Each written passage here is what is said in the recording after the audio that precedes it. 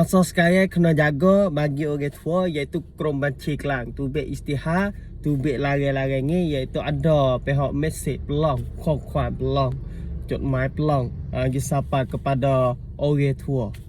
Orang tua hak gaji pecah tu. Ya adalah di segi kerajaan kesian kok mana tu masa sekarang kalau masa orang tua duk tengok masa sekarang di segi pihak saya ni harap kita tu pihak belakang kalau masa ada pihak penipu mica chip buat karut ke sana tu tipu kata ya tu mari kepada kerajaan mari kepada nuingan Krom Banci Kelang ke sana tu kita kena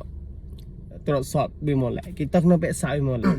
masa sekarang Krom Banci Kelang tubik istihar suruh jagalah dari segi penipu masa sekarang harap kita jaga sikit orang tua kita hok duduk rumah tu masa sekarang orang tua hok gaji pecah hok kesian tu masa sekarang tu duk kesian duk rumah apabila duk rumah tak ada dengan berita ke tahu dengan masa sekarang penipu maju masa lalu ni tu apa kita pakai jagalah anak cucu kalau masa orang tua kita tu ada khok-khok masuk ke di segi demo hataling ke di segi buat kuam pelong-pelong tu masa sekarang tu ada agak jagalah anak cucu jaga tak orang tua masa sekarang di segi penipu